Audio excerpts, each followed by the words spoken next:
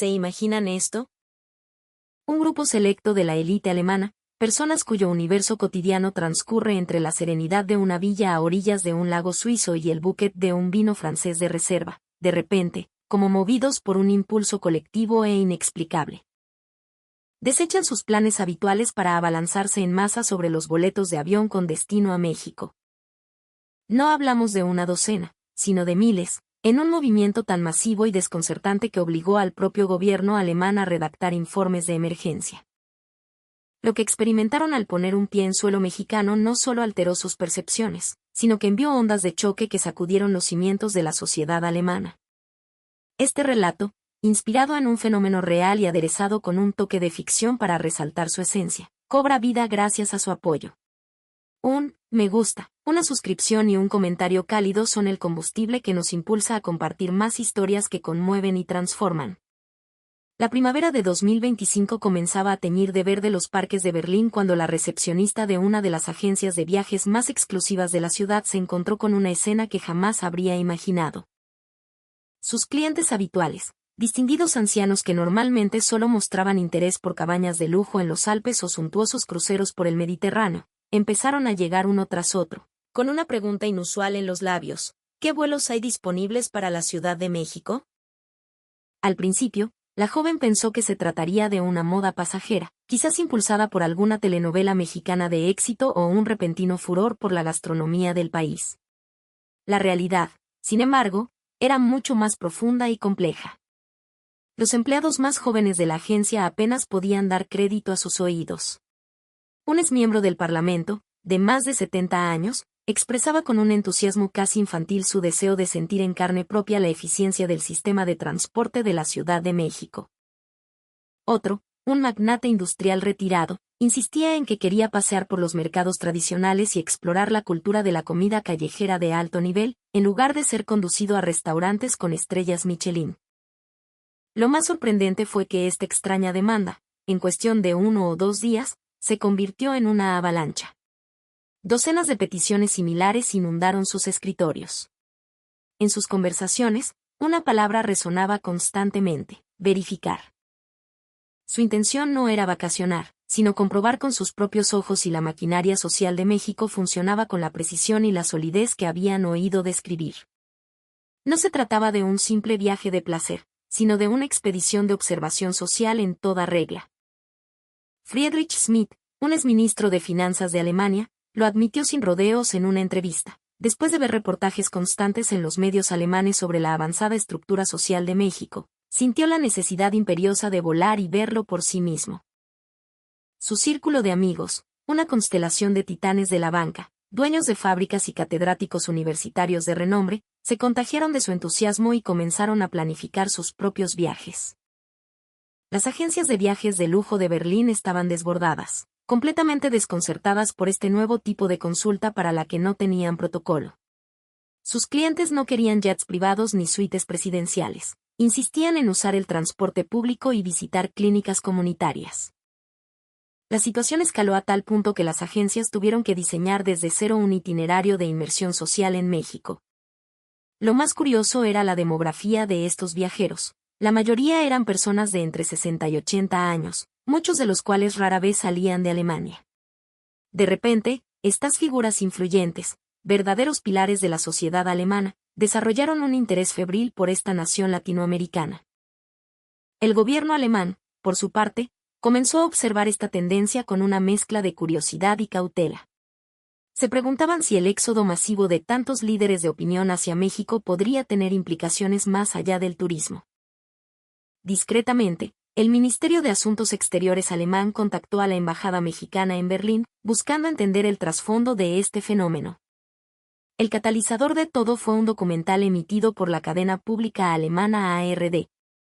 Titulado México, el despertar de un gigante, el programa exploraba los secretos del funcionamiento de la sociedad mexicana moderna y había causado un revuelo monumental en los círculos de la élite alemana. Despertó en ellos un deseo irrefrenable de presenciarlo en persona, especialmente los segmentos que detallaban la calidez de la hospitalidad mexicana, la asombrosa eficiencia del sistema de salud privado y el explosivo crecimiento de su economía digital. El punto que más los impactó, el que los dejó boquiabiertos, Fue la revelación de que México no solo era una potencia en sectores específicos, sino que el ritmo y la fluidez de su maquinaria social en las zonas urbanas modernas parecían superar con creces a los de Alemania. La forma en que el país había integrado la tecnología en la vida cotidiana, especialmente en sus prósperas metrópolis, combinada con una infraestructura urbana de vanguardia en sus barrios más exclusivos, dejó al establishment alemán profundamente impresionado. El sector turístico de Alemania entró en pánico. En solo una semana, las reservas para viajes a México superaron las 3.000. Y lo más alarmante, los perfiles de los solicitantes correspondían casi exclusivamente al 0.1% más influyente de la sociedad alemana. El efecto del documental fue inmediato y abrumador. Los teléfonos de las agencias de viajes en Berlín, Hamburgo y Múnich no dejaban de sonar. Las listas de reservas se llenaron de nombres de peso: 12 directores ejecutivos de corporaciones multinacionales, 8 presidentes de consejos bancarios y, para sorpresa de todos, varios exaltos directivos de gigantes automotrices como BMW y Mercedes-Benz. La edad promedio era de 68 años, y para la mayoría, era su primera incursión en el continente americano. Pero el detalle más desconcertante fueron sus exigencias de viaje. Uno esperaría que esta clientela optara por vuelos charter, suites de lujo y guías privados. Sin embargo, estos viajeros con destino a México eligieron exactamente lo contrario. Especificaron que querían volar en clase turista en vuelos comerciales regulares. Optaron por hoteles boutique de 4 estrellas en lugar de opulentos palacios de 5. Y en cuanto al itinerario, sus intereses eran aún más peculiares. Mostraban poco interés en las pirámides de Teotihuacán o las playas de Cancún. En su lugar, querían explorar las estaciones del Metrobús, pasear por el mercado de San Juan, visitar hospitales privados e incluso observar el funcionamiento de las oficinas gubernamentales. Un ministro retirado solicitó específicamente una visita al Ayuntamiento de la Ciudad de México para presenciar de cerca los procesos administrativos. Para la industria turística alemana, satisfacer estas demandas fue una pesadilla logística. Los paquetes turísticos existentes para México eran completamente inadecuados. Tuvieron que crear a toda prisa un nuevo producto, el Tour de Exploración Social. El director de una importante agencia de Berlín convocó a una reunión de emergencia. Su equipo tuvo que contactar a entidades públicas y privadas en México para solicitar permisos de visita, y los guías turísticos tuvieron que recibir una capacitación intensiva. Su trabajo ya no consistía en recitar datos históricos sobre monumentos, sino en explicar las complejidades de los mecanismos sociales y económicos de México. La Oficina de Turismo de México en Alemania estaba igualmente perpleja. Normalmente, recibían alrededor de 20.000 turistas alemanes al año. Ahora, en un solo mes, las reservas habían alcanzado la mitad de esa cifra. Y estos no eran turistas convencionales, buscaban una porción de la vida cotidiana, no postales icónicas. Las autoridades alemanas, mientras tanto, seguían el asunto de cerca, sospechando que un movimiento tan coordinado de su élite podría tener un trasfondo diplomático. El Ministerio de Asuntos Exteriores envió una nota informal a sus homólogos mexicanos, estableciendo un discreto canal de cooperación. La motivación de estos viajeros era fascinante. No actuaban por un capricho, sino con una mente analítica, con la intención de comparar y contrastar con su propia realidad en Alemania. Un exministro de Finanzas compartió que, tras leer un informe que afirmaba que la economía digital de México estaba una década por delante de la de Alemania, simplemente no podía quedarse con la duda. Los medios alemanes se hicieron eco de la historia, avivando el fuego. El periódico Bild publicó un artículo de primera plana con el titular, La fiebre mexicana de la élite alemana. La revista Der Spiegel lanzó una serie de entrevistas en profundidad titulada Aprendiendo de las Américas. Los jóvenes empleados de las agencias de viajes observaban con asombro la dedicación de sus clientes. Turistas que normalmente solo buscaban relajación se habían transformado en agudos observadores sociales, haciendo preguntas incesantes sobre la red de transporte, el sistema de salud y la eficiencia de los servicios públicos de México. Desde el instante en que el grupo más poderoso de Alemania aterrizó en suelo mexicano, su percepción del mundo, y de su propio país, comenzó a desmoronarse. Para ellos, Acostumbrados a las multitudes y la a veces caótica eficiencia del aeropuerto de Berlín, el Aeropuerto Internacional Benito Juárez de la Ciudad de México se sintió como un universo paralelo. Menos de 5 minutos después de salir de la pasarela de acceso, la armadura de su orgullo alemán ya mostraba sus primeras fisuras. El 15 de abril de 2025, a las 2 de la tarde, un vuelo de Lufthansa aterrizó suavemente en la pista de la ICM. A bordo viajaba el primer contingente de 42 distinguidos ancianos alemanes. La mitad superaba los 70 años, y para la gran mayoría, era su primer viaje a México. Cuando la puerta de la cabina se abrió, una sutil transformación se dibujó en sus rostros. Al entrar en la terminal, la imagen que los recibió destrozó todas sus expectativas.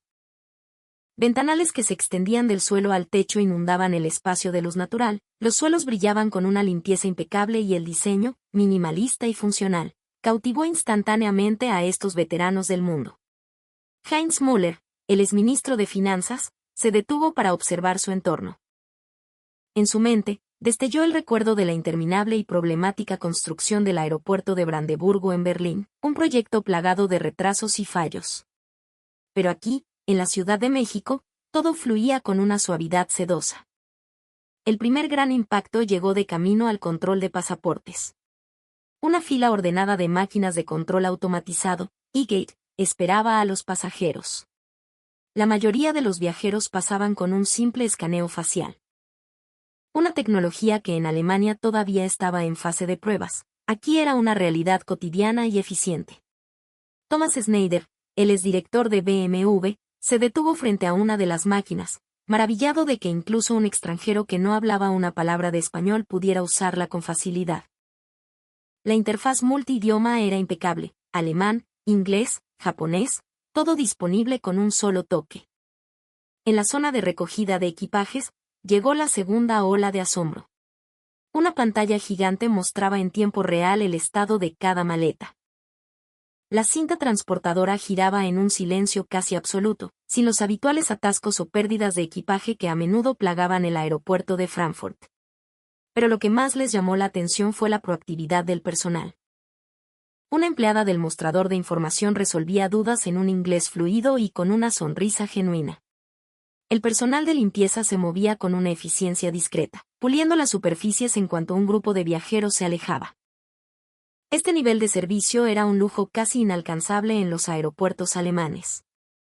Los pequeños detalles de la terminal también dejaron a los alemanes con los ojos abiertos. El acceso a Internet Wi-Fi gratuito y de alta velocidad era estándar. Había puertos de carga y pequeñas tiendas con artículos de primera necesidad por todas partes. La zona de tiendas libres de impuestos, por su tamaño y variedad, superaba con creces a las de muchos aeropuertos europeos.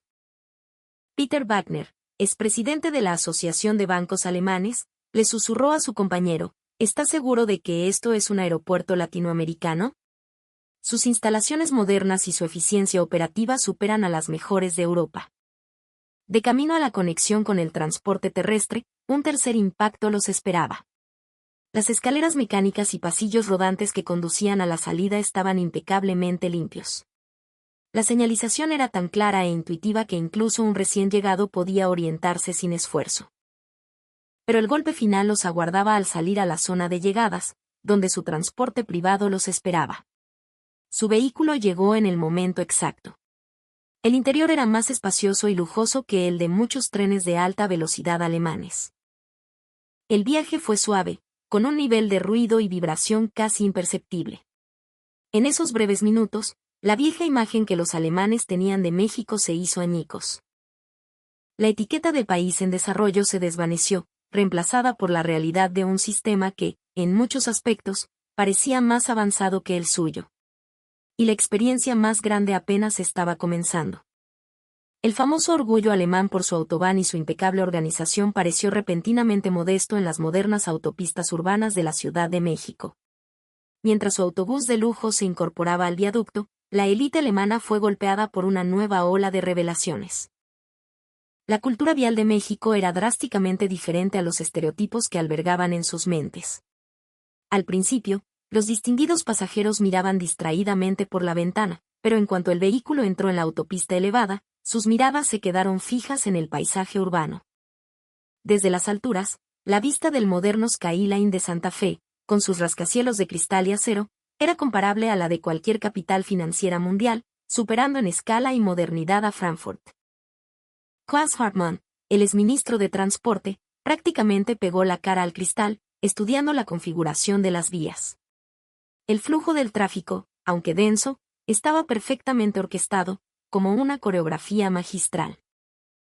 La disciplina de los conductores, que mantenían sus carriles y señalizaban sus maniobras con cortesía, era algo que ni siquiera en las autopistas alemanas se veía con tanta consistencia.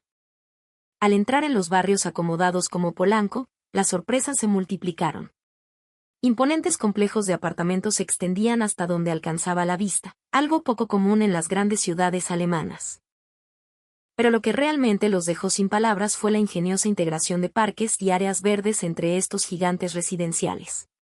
Dieter Meyer, el exjefe de Mercedes, elogió la monumental escala de estos desarrollos.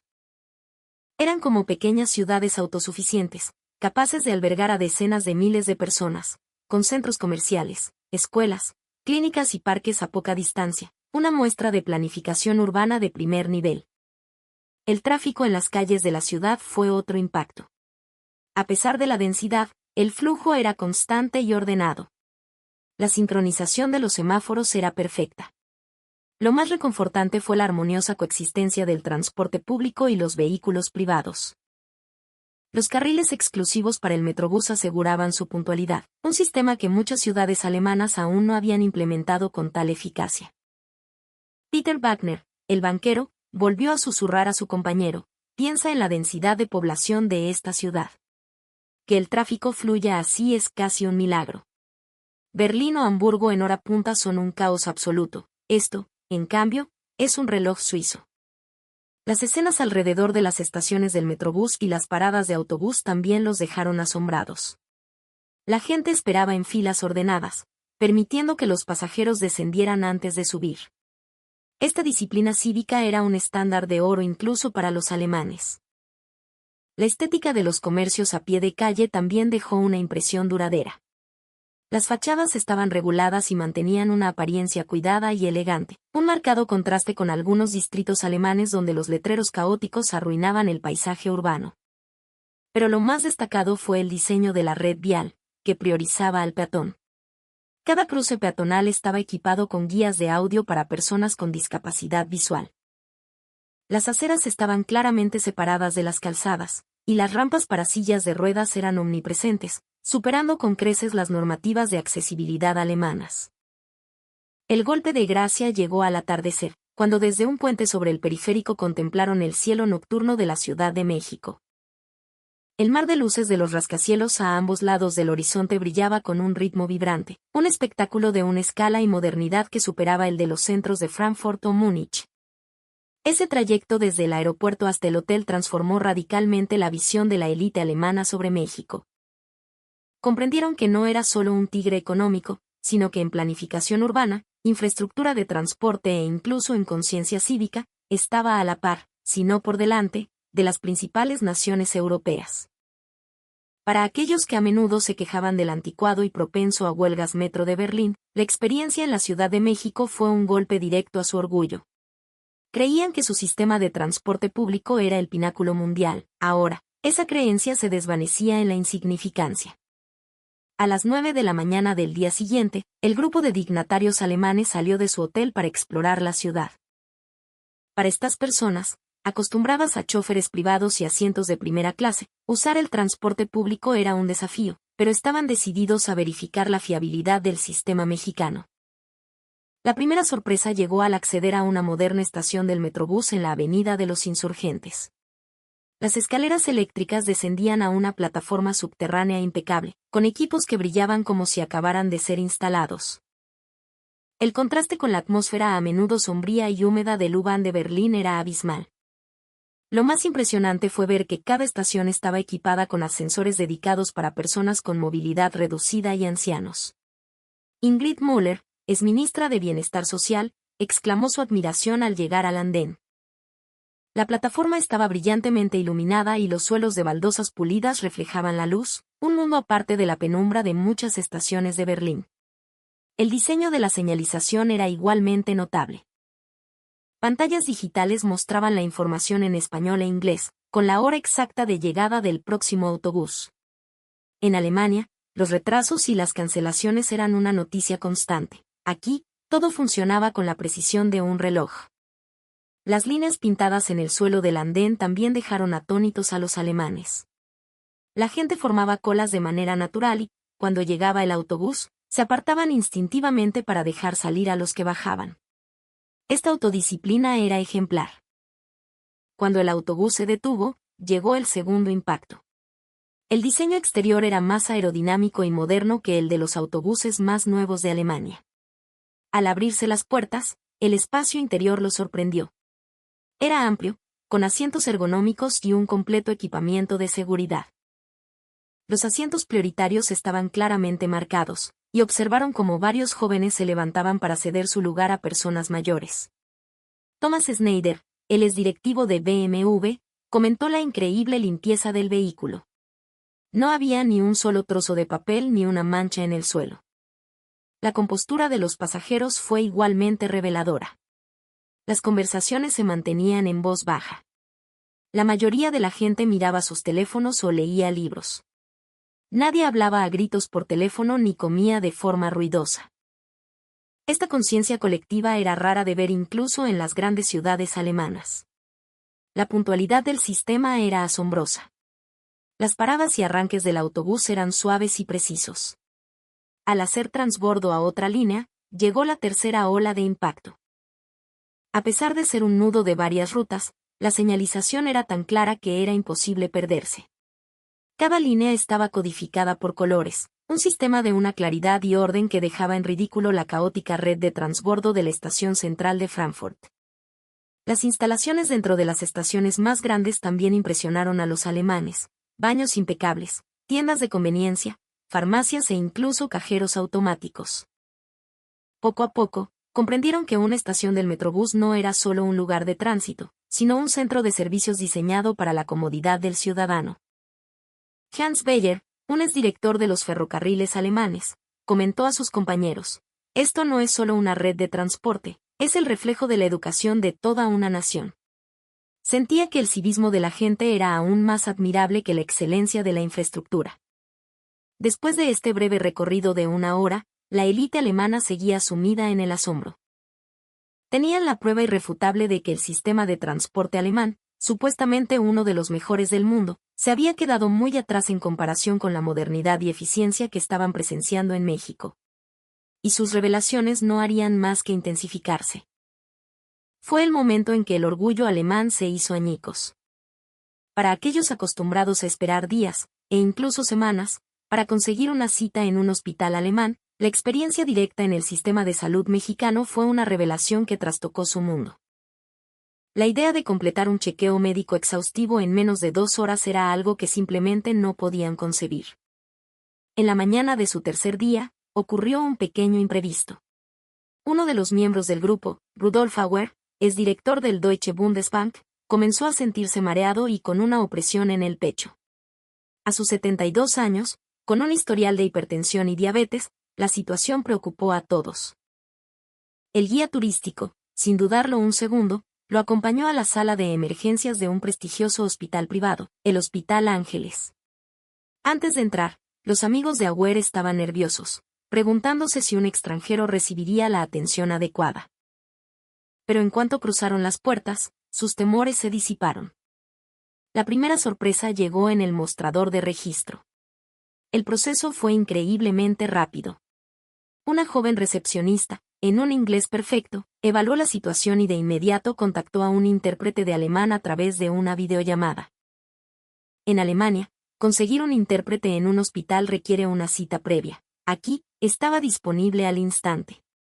El registro de sus datos y la verificación del seguro se completaron en menos de 10 minutos. La eficiencia del sistema informático estaba a años luz del engorroso papeleo alemán. En la sala de espera, llegó el segundo impacto. Incluso en urgencias, el ambiente era tan tranquilo y cómodo como el vestíbulo de un hotel. Asientos confortables, Iluminación suave y un silencio tranquilizador ayudaban a calmar la ansiedad de los pacientes, un contraste brutal con el bullicio y el caos de las urgencias alemanas. Cuando llegó su turno, una tercera sorpresa los esperaba. El médico que lo atendió había estudiado en Alemania y hablaba el idioma con fluidez. Pero lo que más los impresionó fue su profesionalidad. Revisó meticulosamente el historial médico de Auer, consultando bases de datos internacionales para evaluar posibles interacciones medicamentosas con los tratamientos que seguía en Alemania. El proceso de diagnóstico fue el golpe definitivo. Un electrocardiograma, una radiografía de tórax, análisis de sangre y una tomografía computarizada se realizaron en menos de una hora. En Alemania, conseguir una cita para una tomografía puede llevar semanas. Aquí, se hizo de inmediato. Los resultados estuvieron listos casi al instante. María Schmidt, ex viceministra de Salud de Alemania, le susurró a un colega: «Esto no es medicina, es una revolución». Ni siquiera los mejores hospitales universitarios de Alemania pueden igualar esta velocidad. La calidez del personal también conmovió a los alemanes. Las enfermeras monitoreaban constantemente el estado de Auer y respondían con paciencia a todas las preguntas de sus preocupados amigos. Era un enfoque centrado en el ser humano, muy alejado de la fría y distante profesionalidad de muchos hospitales alemanes. Afortunadamente, el diagnóstico no fue grave, un episodio de malestar debido al largo vuelo y al desfase horario. Al prescribir la medicación, el médico se aseguró de que fueran fármacos compatibles con los que podría obtener a su regreso a Alemania, un gesto de consideración que rara vez se ve en los hospitales de su país. En la farmacia del hospital, otra sorpresa, la farmacéutica explicó las instrucciones en alemán y cada caja de medicamento llevaba una etiqueta adhesiva con las indicaciones en su idioma. Al momento de pagar, llegó el golpe final. El coste total de la consulta de urgencias, todas las pruebas y los medicamentos fue apenas una décima parte de lo que habría costado en Alemania sin un seguro privado de primer nivel. En ese momento, se rindieron a la evidencia, en accesibilidad y eficiencia sanitaria, México era un ganador indiscutible. Al salir del hospital, la élite alemana estaba sin palabras. Desde el registro hasta el alta, todo el proceso había durado menos de 2 horas. Era una eficiencia inimaginable en Alemania. Pero lo que más les impactó fue la combinación de profesionalismo, calidez humana, tecnología de punta y precios razonables. México lideraba en todos los frentes. Peter Rosenberg, expresidente de la Alianza de Seguros de Salud Alemana, lo resumió a sus compañeros: el sistema de salud privado de México es el modelo que Alemania debería estudiar. Hemos visto la verdadera esencia de una atención médica que es a la vez eficiente y profundamente humana. Cuando la élite alemana caminó por las calles de Polanco, no solo vieron un distrito comercial. Vieron la manifestación de cómo México había transformado el consumo en una industria cultural, un espectáculo tan bien orquestado que hasta la zona comercial más lujosa de Frankfurt palidecería en comparación. En la tarde de su cuarto día, el grupo se adentró en el corazón comercial de la Ciudad de México. Al principio, pensaron que sería un simple paseo de compras. Pero en cuanto pusieron un pie en la avenida Presidente Masaryk, sus ideas preconcebidas se hicieron añicos. Polanco no tenía nada que ver con los viejos centros comerciales asiáticos o europeos. Todo el distrito estaba diseñado como un gigantesco parque cultural. Aceras amplias y pasarelas peatonales conectaban los edificios, mientras que la iluminación artística y la vegetación exuberante se fusionaban en una armonía perfecta. El contraste con las calles estrechas y a menudo agobiantes de los viejos distritos comerciales alemanes era abrumador. Joachim Weber, expresidente de la Cámara de Comercio de Alemania, no podía dejar de alabar el diseño arquitectónico. Cada marca de lujo expresaba su identidad, pero el conjunto era extraordinariamente coherente. Comparado con el estilo más caótico de la Kurfürstendamm de Berlín, esto era más elegante, más moderno. El primer impacto vino de las tiendas departamentales y de lujo. No eran simples tiendas, cada una era un parque temático. Había zonas de prueba interactivas, asesores personales que ofrecían recomendaciones a medida e incluso pequeños cafés integrados en el espacio de venta. A diferencia de las tiendas alemanas, que a menudo se limitan a apilar mercancía, las tiendas mexicanas habían elevado la compra a una experiencia. Los clientes no solo adquirían un producto, sino un recuerdo. Al entrar en una boutique de ropa, llegó la segunda sorpresa. El nivel de servicio superaba incluso al de los grandes almacenes más exclusivos de Alemania. Cada cliente parecía tener un estilista personal que ofrecía consejos de moda personalizados. Un trato VIP que en Alemania está reservado para una clientela muy selecta, aquí parecía ser el estándar. Claudia Müller, expresidenta de la Asociación de Moda Alemana, se dio cuenta de que estas tiendas no solo vendían ropa, sino un estilo de vida. Cada marca contaba una historia, y los clientes estaban ansiosos por formar parte de esa narrativa. El tercer impacto explotó durante la cena. Desde los sofisticados food courts de los centros comerciales hasta los restaurantes de alta cocina, todo cumplía con los más altos estándares de higiene, y tanto el sabor como el servicio eran de primera clase. Lo más fascinante era que cada restaurante tenía su propio tema y atmósfera, a diferencia de la uniformidad de muchos establecimientos alemanes. En México, cenar era un evento cultural.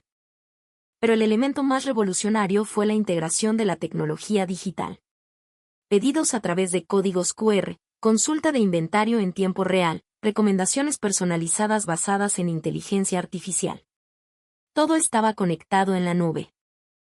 Comparado con las tiendas alemanas que todavía dependían de procesos manuales, esto estaba una década por delante. Thomas Schmidt, expresidente de la Asociación de Economía Digital de Alemania, compartió su epifanía con sus compañeros. México ha transformado el consumo de una simple transacción a una industria completa. Ir de compras aquí es una mezcla de entretenimiento y cultura. Desde una pasarela elevada, contemplaron la panorámica de Polanco. Decenas de miles de personas se movían con un orden perfecto, y cada tienda bullía de energía. Gestionar un distrito comercial de esta magnitud con tal fluidez era, a sus ojos, una proeza. Los espectáculos culturales y eventos artísticos que se celebraban en las calles también los cautivaron. El comercio y el arte se entrelazaban, creando una sinergia que no existía en el rígido enfoque comercial alemán. Angela Weiss, exministra de Cultura, lo expresó con admiración. México ha creado un nuevo tipo de urbanismo a través de su cultura de consumo. Esto no es solo un lugar para comprar, es un espacio para que la gente se reúna, cree y disfrute. Después de un día en Polanco, la élite alemana comprendió la lección. El consumismo en México no era solo un motor económico, era un reflejo de la sofisticación intelectual y la calidez emocional de su sociedad. Cuando estos titanes de la industria y la política, que toda su vida habían pregonado la supremacía alemana, comenzaron a hablar, toda la sociedad alemana se estremeció. Sus elogios a México fueron tan contundentes que el gobierno se vio obligado a actuar. A principios de mayo de 2025, la élite alemana que regresaba de México aterrizó en Berlín. Desde el momento en que pisaron el aeropuerto, sus expresiones habían cambiado. Estos defensores acérrimos del eurocentrismo ahora tenían la mirada ampliada. Sus primeras palabras provocaron una tormenta en los círculos de poder de Alemania. El primer disparo vino del exministro de Finanzas, Friedrich Schmidt. En una gala política en Berlín, declaró públicamente, la administración digital y la economía de servicios de México están, como mínimo, una década por delante de Alemania. El mundo político quedó en shock. La frase, viniendo de un hombre que siempre había defendido a Alemania como el número uno, fue una bomba. Los medios de comunicación alemanes se lanzaron sobre la historia. Bild publicó un titular a toda página, el shock mexicano de la élite alemana. Der Spiegel lanzó una serie especial, Aprendiendo de las Américas, el testimonio de los líderes alemanes. El Frankfurter Allgemeine Zeitung dedicó una sección a descifrar el modelo mexicano. La segunda ola provino de Thomas Schneider, el exjefe de BMW. En una conferencia de la industria automotriz, afirmó sin rodeos que la red de transporte urbano de la Ciudad de México, en su eficiencia y modernidad, es un modelo más relevante para el futuro que nuestra propia autobahn. El orgullo de la nación del automóvil se derrumbó. Para los ejecutivos que sufrían a diario los atascos de Frankfurt y Múnich, fue un testimonio demoledor. La comunidad empresarial alemana comenzó a tambalearse. Los directores ejecutivos que habían estado en México compartían sus experiencias en cada reunión, la eficiencia del aeropuerto, la puntualidad del transporte público, la velocidad del sistema de salud, la innovación digital en el comercio. pero la ola más grande vino del sector médico. La ex viceministra de Salud, Maria Schmidt, en una convención nacional de médicos, elogió apasionadamente el sistema de salud privado de México. Cuando reveló que una tomografía que en Alemania requiere semanas de espera se realizó en México en menos de 2 horas, la comunidad médica alemana inició un profundo proceso de autocrítica. El gobierno alemán ya no podía ignorar la situación. La marea de elogios a México por parte de su propia élite era demasiado fuerte. Los ministerios de Economía y Asuntos Exteriores crearon un grupo de trabajo de emergencia con un objetivo claro: analizar en detalle el modelo social mexicano y determinar qué aspectos podía adoptar Alemania. En el Bundestag, los debates sobre México se multiplicaron. Los parlamentarios de la oposición acribillaron al gobierno con preguntas sobre el retraso digital de Alemania en comparación con México. El partido gobernante, a su vez, instó a adoptar rápidamente las soluciones exitosas de México. El Parlamento de Berlín bullía con la fiebre mexicana, y el público alemán también se contagió. Las palabras de la élite, amplificadas por los medios, despertaron la curiosidad de los ciudadanos de a pie. Las inscripciones en las clases de español en Berlín y Múnich se dispararon en un 1000%. Las reservas para viajes turísticos a México se quintuplicaron. La conclusión final del gobierno alemán fue impactante. El informe de 200 páginas, elaborado conjuntamente por los Ministerios de Economía y Asuntos Exteriores, se tituló Post-México, un cambio de paradigma para la élite alemana y sus implicaciones sociales. El informe afirmaba sin rodeos que México no era simplemente una potencia emergente, sino un modelo avanzado del que Alemania tenía mucho que aprender. Desglosaba la velocidad de su transformación digital, la fluidez de su transporte urbano, la humanidad de su atención médica y la sofisticación de su cultura comercial. El informe destacaba especialmente la necesidad de que Alemania aprendiera del civismo y el orden social que observaron en México. En el otoño de 2025, el canciller de Alemania anunció una visita de Estado oficial a México. No era un viaje diplomático de cortesía, sino una misión de aprendizaje para estudiar de cerca el éxito mexicano. La delegación incluía a ministros clave y a los directores ejecutivos de las empresas más grandes del país.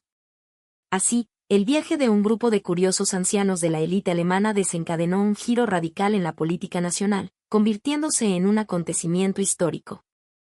Si el relato de hoy ha resonado contigo, por favor, dale a me gusta, suscríbete y activa las notificaciones. En el próximo video, seguiré explorando historias fascinantes que desafían nuestras percepciones del mundo.